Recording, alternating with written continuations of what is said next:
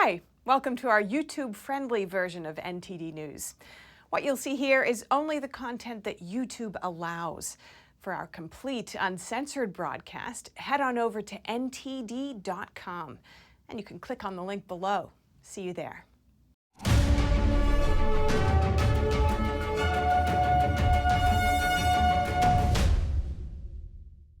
A scary scene in New York City this morning as a crane operating hundreds of feet above the ground caught fire and partially fell to the ground. NTD's Dave Martin has more. We're here at 10th and 40th, right near the Hudson Yards, where earlier today a crane operating above that 45-story building there caught fire and partially collapsed, falling onto the building across the street, a 55-story building skyscraper, before falling to the ground. Now, 6 injuries were reported. None of them, fortunately, were serious. Now, the crane was lifting approximately 16 tons of cement when the engine caught fire at approximately 7:25 a.m. The operator tried unsuccessfully to extinguish the flames before the rest of the cabin was engulfed. Fortunately, he was able to escape before the fire weakened the structure, causing it to partially swing across the street, striking the skyscraper located at 555 10th Avenue. It then fell to the ground, causing quite a commotion. It's like boom, and as I was walking, I saw it fall, the crane, and it was like about 100 feet away from me. So you're like, is it actually coming? And then it was like, it's coming down. And so you like turn around and you're running, and everyone around you is running too, and you look behind you and there's just like, hits the middle of the street and like all this debris is coming in. Of the 6 injuries, 4 were firefighters and 2 civilians from when the debris hit the ground, though fortunately none was serious. A fortunate fact not lost on Mayor Eric Adams. As you see from the debris on the street, this could have been much worse. We are extremely fortunate, number one, that we were not during the busy time of the day. Meanwhile, the 55-story skyscraper that had hit 555 10th Avenue had to be evacuated. Witnesses in that building described a scary scene just after waking up. Literally 30 seconds after, we heard like a really loud crash and debris falling from the window. And then we heard a second crash, which I'm assuming was a crane hitting the ground afterwards. So it sounded like the lightning hit like our building, and it was just a loud thunder sound. Now, residents told me this afternoon that they have not been able to re-enter their building, but we're grateful that no injuries were reported on the ground. I'm Dave Martin for NTD News. And there are now reports that a total of 11 or possibly 12 people were injured, 3 of them firefighters, and there were no fatalities. Turning to news from D.C., skepticism of the government's handling of unidentified aerial phenomena, or UAPs, on full display in Congress, halls packed with interested citizens. NTD's Melina Weiskup was at today's Oversight Subcommittee hearing, where 3 witnesses shared their first-hand encounters with UAPs that have been suppressed or ignored. A lot to take in from these witnesses, but one important point is that even when they do encounter UAPs or UFOs, there's no acknowledgement or legitimate way to report them. That's even when they're so close and possibly endangered by these encounters, as described by one of the witnesses, Ryan Graves, who's a former Navy lieutenant. He described a case where an object was flying within 50 feet of the aircraft he was in.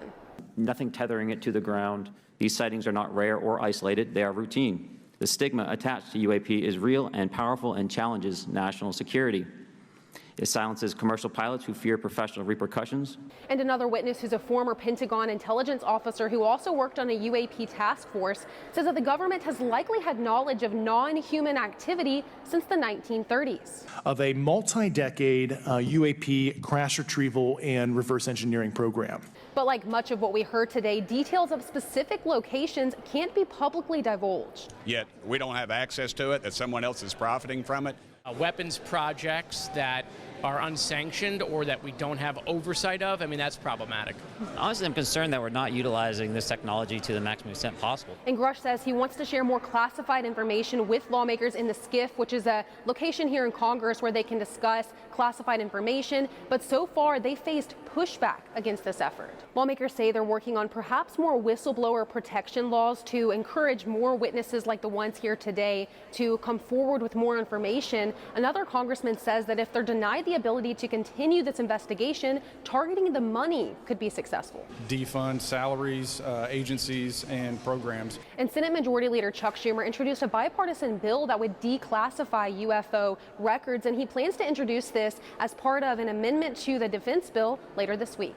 Reporting from Capitol Hill, Melina Weisskopf, NTD News.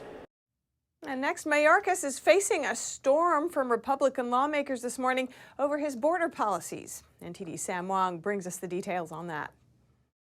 On Wednesday, Republicans on the House Judiciary Committee grilled Homeland Security Secretary Alejandro Mayorkas over his handling of the U.S. southern border. In the opening remark, Chairman Jim Jordan described the Biden administration's border policy as disastrous management. Mayorkas defended himself, saying that the border is not open and his policies are working. Our approach to managing the borders securely and humanely, even within our fundamentally broken immigration system, is working. Over the last few months, House Republicans have been gearing up to launch a potential impeachment proceeding against the secretary. They accuse Mayorkas of undermining the operational control of the southern border, encouraging illegal immigration, and lying to Congress. Some Republican members on the committee told me that Mayorkas and the Biden administration have done very little to stop the influx of illegal immigrants. Well, the reality is very clear. It's that we have had a historic level of illegal border crossings since this administration began. We're talking about 5.6 million as well as 1.5 million known gotaways. But I think the evidence is very clear that they're padding the numbers a little bit right now, redefining whether or not somebody was actually at the border and had contact with a border agent. The southern border has long been a battleground for partisan disputes. Just recently, the Biden administration sued Texas Governor Greg Abbott over a floating buoy barrier installed along the Rio Grande to deter illegal immigrants from crossing the river. Democrats on the committee praised Mayorkas, saying that the border situation is under control. Border crossings are down right now, so we should all be celebrating the work that they're doing. It's a tough job, right? Whatever Mayorkas did worked. That's what we should be talking about right now. Since the end of Title 42, the Biden administration has implemented new measures requiring border crossers to schedule interviews through the CBP One app. And all applicants must have records of asylum claims in other countries before reaching U.S. soil. Mayorkas insisted that illegal crossings at the southern border have dropped by more than half compared to the number prior to the end of Title 42. Reporting from Washington, D.C., Sam Wong, NTD News. Irish singer Sinead O'Connor has died at the age of 56. RTE, Ireland's public broadcaster, confirmed her death. No cause of death was immediately available. O'Connor's first album came out in 1987. But it was her sophomore album, I Do Not Want What I Haven't Got, that made her a world-famous singer. Her rendition of the Prince song, Nothing Compares to You, was a massive hit, rocketing to #1 in 1990. Over the years, O'Connor was embroiled in controversy, once ripping up a photo of the Pope on Saturday Night Live. O'Connor, who was open about her struggles with addiction and mental health, is survived by her 3 children. Her 17-year-old son, Shane, died last year. And Oscar-winning actor Kevin Spacey has been cleared of all charges of sexual assault.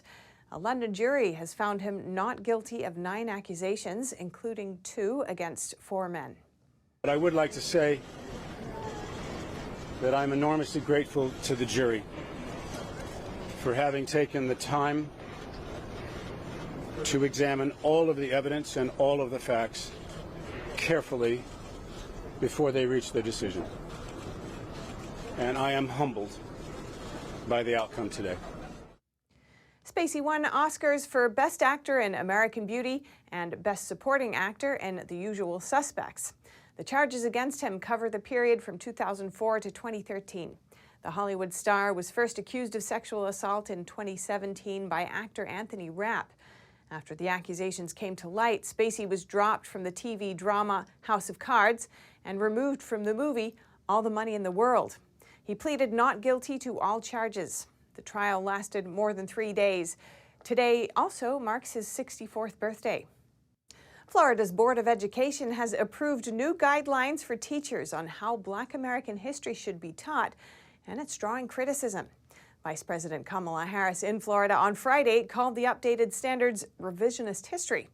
In question, in particular, is one of the curriculum benchmarks, which says instruction includes how slaves developed skills which, in some instances, could be applied for their personal benefit. Earlier today, I spoke with Florida's Education Commissioner Manny Diaz Jr. to dig deeper. Commissioner Diaz, welcome to our show. Thanks so much for coming on. The sentence in question from the 216-page document is a benchmark clarification. For those of us who aren't familiar with academic standards documents, what is a benchmark clarification and how are they meant to be used? The benchmarks are a comprehensive study of African American history, and the clarification is used to talk about the nuances. In this case, talking about the resiliency and the will and the strength of individuals as these atrocities were going through slavery, as these terrible things were happening. The story of the individual that needs to be told, that through all of that figured out a way to persevere and acquire skills that later on they were able to either buy their freedom or use them as they gained their freedom. So here's the sentence under attack. Instruction includes how slaves developed skills which in some instances could be applied for their personal benefit. Could you explain more clearly what this means, perhaps with an example? As Dr. Will Allen, one of the scholars that was on there, an African-American descendant of slaves himself, has pointed out, it again is this story of individuals that may have been blacksmiths or became blacksmiths throughout the atrocities that were being put on them, owned by other people. I mean, the terrible, ugliest part of our history, and still able to persevere and show resiliency in using these skills to move forward, either to buy their freedom or to use them post-slavery and acquire their freedom and use them during the time when they broke free from slavery. So since that's not how people are understanding the sentence, are you considering rephrasing it to make the meaning more clear? As Dr. William Allen has pointed out, who was involved in writing these benchmarks, the nuance of the individual stories need to be told as part of the entire story, not an implication that slavery benefited the enslaved people, but showing the resiliency and the willpower and the perseverance of those individuals.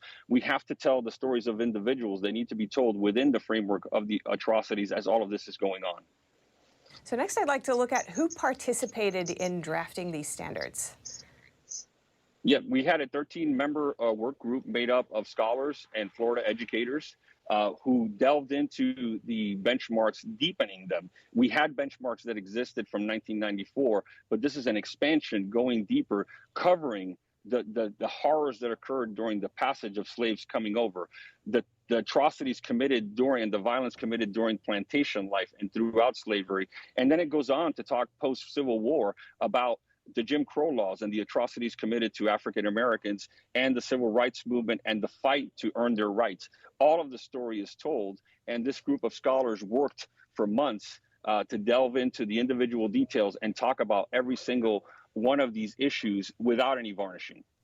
Now, the Florida Education Association has called the standards a disservice to students. So I'm just wondering, were teachers' unions invited to participate in drafting them? Absolutely. The teachers' union actually participated in 5 meetings. They were involved and, in fact, lauded the work of the work group during one of the meetings. And again, they had ample time to comment on this through the period that it was open. They were open meetings, open to the public and open to the union, and they participated. And then at the last minute, after going through all that, they decided to participate in this letter while not commenting or adding anything to the standards. Now, was there any debate over this point during the process of drafting the document? The meetings of the work group were public and archived, and there was ample discussion where they reached a consensus on what standards and what were in there in the American history standards. All right, great. Thank you so much for your input, and thanks for joining us today. Manny Diaz Jr., Education Commissioner of Florida. Thank you so much. Thank you. The lone senator holding up hundreds of military promotions says he'll not back down, even with Congress going into a month-long recession soon. Democrats accuse him of hurting military readiness. NTD's Arian Pazdar spoke with a retired colonel to learn more. Republican Senator Tommy Tuberville of Alabama is holding up the promotions of top military officials. On Wednesday, a representative for Iraq and Afghanistan Veterans of America asked Tuberville about his hold. but you're holding up people's pay raises, promotions, and livelihoods. 250 out of 2 million. Tuberville most likely referred to the almost 2 million service members, of which only 250 are affected by his hold. The senator wants the military to overturn a policy which funds travel and leave for military service members who get an abortion. The policy also applies to a service member whose spouse gets an abortion. While speaking to The Hill on Tuesday, Tuberville said he probably won't lift his hold before the 5-week August Senate recess starting next week. Watch. No, I'm not going to change my mind. First of all, I've had almost zero communication with the White House. I mean, if they really cared about readiness and the things that really need to be happening with our military, they'd change this back in 5 minutes and then send a bill down there to the floor and let Congress go through this. To talk about this and more, I spoke with retired Army Colonel and author of The Nation Will Follow, John Mills. What does that tell you, that the Biden administration allegedly isn't trying to find a solution here? Well, I mean, that's pretty much says it all from the senator. One of the quickest way to resolve a stalemate like this is to pick up the phone and give the senior staffer a call for the senator and start working on a solution. It's as simple as that. This month, President Biden called Tuberville's hold irresponsible. Other Democrats are saying the senator's actions are hurting military readiness. Do you think that waiting 5 more weeks will affect military readiness, and if so, how? The simple answer is no. The senator is exercising their right to put a hold on these matters. Guess what? Executive branch, this is part of the process, so respond to the concerns of the legislative branch. Congress is scheduled to head into a 5-week recess starting at the end of this week. Arian Pastar, NTD News. And a Southern California Police Department executed a raid this morning, resulting in several arrests and the seizure of illegal substances and weapons. NTD's Christina Corona has more from El Monte. The El Monte Police Department conducted a series of raids targeting one San Gabriel Valley gang who is known for terrorizing the city and is connected with one specific gang member who took the lives of 2 of their officers last year. On Wednesday, several gang members were taken into custody in a multi-agency law enforcement operation that tied to the killing of El Monte officers Michael Paredes and Joseph Santana. As family members, friends, and colleagues were devastated by the killings, the Quiet Village street gang celebrated the murders. They celebrated through posters of the killer. They celebrated through tagging graffiti in honor of the murderer. And they did all this to further their reputation for intimidation and violence in the community. The El Monte Police Department reached out to federal authorities to initiate the investigation of the Quiet Village street gang and their criminal activities. This morning, law enforcement officers fanned out across the San Gabriel Valley and arrested 11 defendants on federal and state charges. Most of these defendants were members or associates of the Quiet Village street gang. Others were members of the Whittier Vario Locos gang, which is an ally of Quiet Village. The indictment charges the gangsters with running a criminal enterprise which engaged in various different criminal acts, including murder, attempted murder, witness intimidation, drug trafficking, fraud, and illegal gambling. We spoke with the El Monte Police Chief, Jake Fisher, who told us how the department prepared for this morning's raid in terms of intelligence gathering and planning. Well, it was led by then Chief Ben Lowry, who reached out to the FBI. The El Monte Police Department has a FBI agent that works for our department, and we work together with many other agencies with the San Gabriel Safe Streets Task Force, and that connection that we automatically had, and Chief Lowry's leadership at that time helped naturally flow this investigation very swiftly and quickly. Chief Fisher also tells us about challenges they face when conducting a raid involving dangerous criminals. Anytime you're dealing with a violent criminal street gang, there are obvious challenges. They have no respect for authority or good members of the community, so that is always dangerous and complex.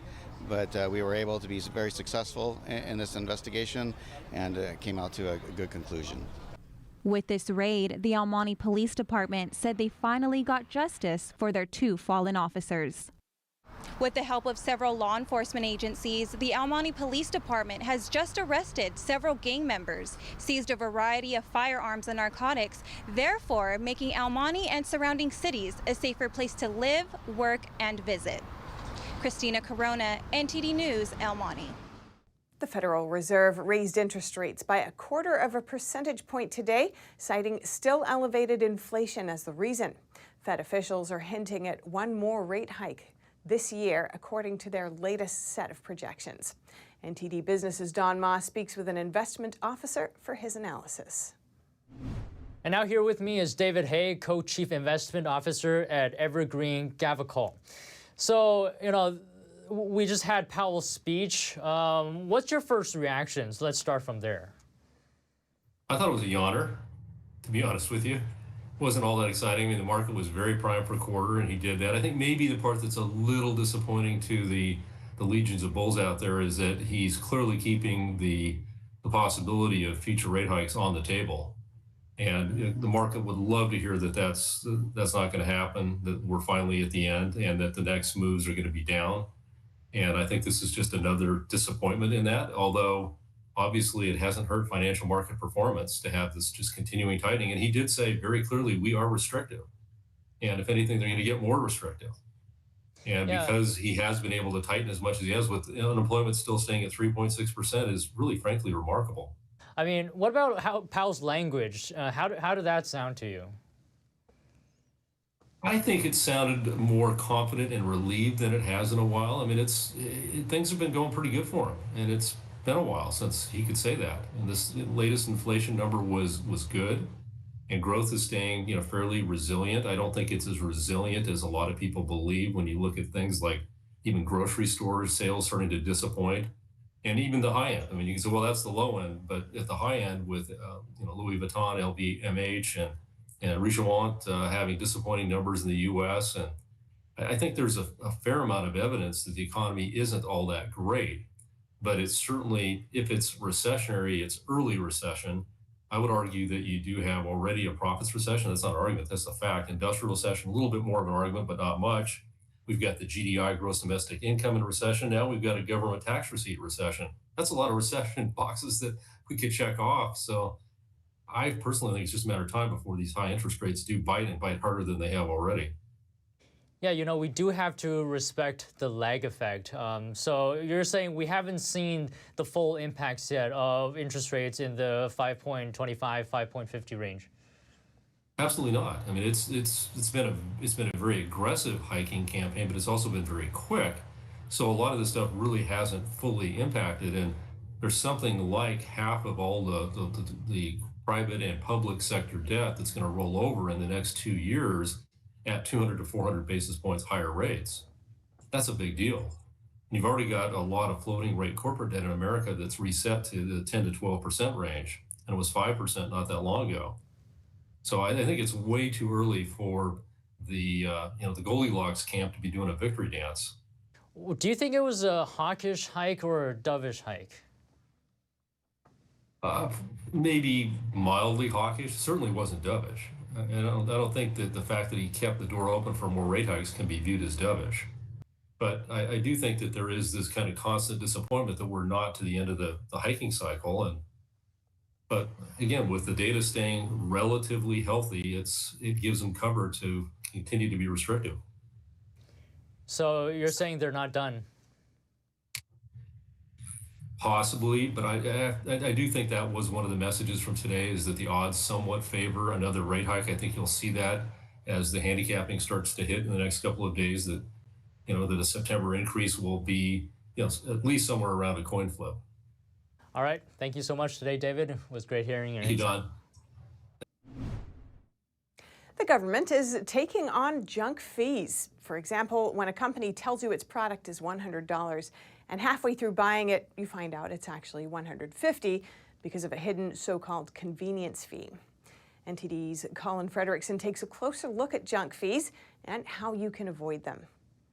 Today's hearing is about protecting Americans from junk fees. Junk fees are hidden or unnecessary fees that companies are throwing at consumers all over America. They're found in many industries, such as banking, airlines, telecommunications, and real estate. Ms. Dixon is a single mother who found an online listing for an apartment in the fall of 2020.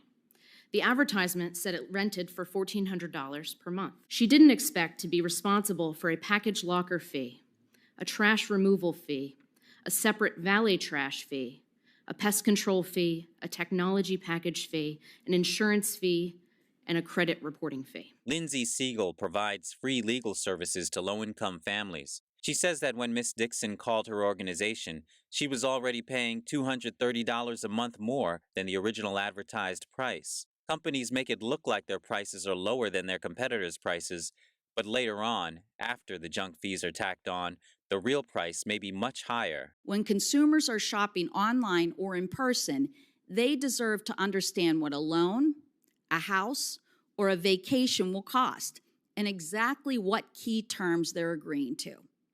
At the same time, all businesses deserve to compete on an even playing field, where the price is the price with no hidden surprise fees. Pennsylvania Attorney General Michelle Henry says her office has been fighting these fees for decades. She's successfully filed lawsuits against firms like Marriott for hitting travelers with so-called resort fees and Wells Fargo for charging rate lock extension fees. Other examples you should look out for: bank overdraft fees. Banks make billions when customers accidentally withdraw more than what's in their accounts. Free trials. Subscription services may offer a free trial, but don't tell you when that trial is about to end. Customers who forget to cancel end up paying every month. To deal with these fees, consumers should do their own research, read customer reviews, and read the fine print on any contracts. Colin Fredrickson, NTD News. California is fighting drug addiction with gift cards. The state is expanding its pilot program to many counties, providing incentives to those dealing with addiction. NTD's David Lamb reports. California, in its fight against meth addiction, is using gift cards to reward people for staying sober. The state has expanded its pilot program to 24 counties, targeting major areas facing drug addiction and homelessness, including San Francisco, Sacramento, and Los Angeles. California's Department of Healthcare Services says eligible Medi-Cal beneficiaries will participate in a 24-week outpatient program, followed by 6 or more months of recovery support services. Now, individuals will earn motivational incentives in the form of low-denomination gift cards, with the retail value determined per treatment episode. The San Francisco Department of Public Health says they're expanding treatment options for people with stimulant use disorder. In Santa Clara, California, David Lamb, NTD News.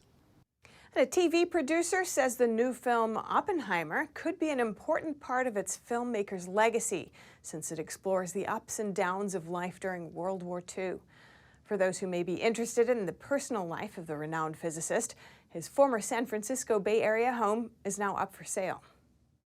Two movies, Oppenheimer and Barbie, are currently the most talked about films. Tommy Habib, a TV host and producer, says Oppenheimer is much more serious compared to the other current box office hit. Christopher Nolan took this book and this story and really turned it into something amazing. I gotta tell you, it's difficult content, but it's engaging, and it will keep you riveted at the edge of your seat. I question sometimes you have to be careful using black and white, but they really integrated this well in some of those scenes where they brought in that elements of black and white and mixed color. Habib believes the World War II era film will be a great part of Nolan's legacy. Nolan takes us on this amazing ride through this fellow's life, and we watched him hit some highs that were beyond belief. I mean, heroic highs, and then hit some lows, and that's real life. So the important thing, and I think the takeaway, is that nobody's immune to being depressed or hitting these amazing heights in life. For those doing a double feature of Barbenheimer, he suggests watching Oppenheimer first, then Barbie, to leave the theater in a lighter mood. Julius Robert Oppenheimer was first drawn into politics during the rise of Adolf Hitler. Historians have said the father of the atomic bomb was secretly associated with the Communist Party, but there was no record of him ever joining one. For those curious about Oppenheimer's early life, his former home is on the market in Berkeley for about $1.5 million. Built in 1923, the Berkeley Hills home spans about 3,900 square feet. It consists of 4 oversized units, which includes 1 2-bed, 1-bath, 1 1-bed, 1-bath, plus an office, and 2 studios with stunning bay views. Each unit has its own private balcony. If you have any news tips or feedback for our show, remember you can email us at eveningnews@ntd.com. That's all for today's news. Thanks for tuning in. I'm Stephanie Cox. Good night.